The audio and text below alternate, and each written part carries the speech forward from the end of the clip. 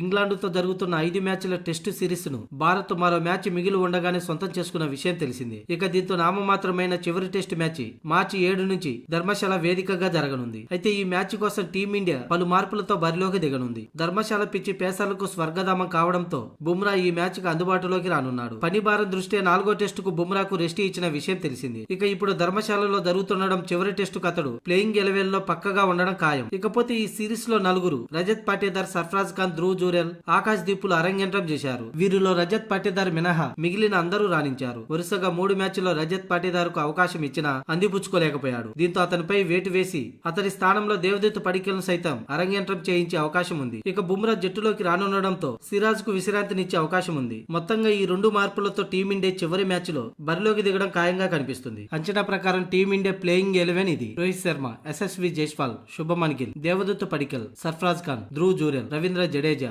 Ravichandran Ashwin, Kuldeep Yadav, Bumrah, Akash Deep.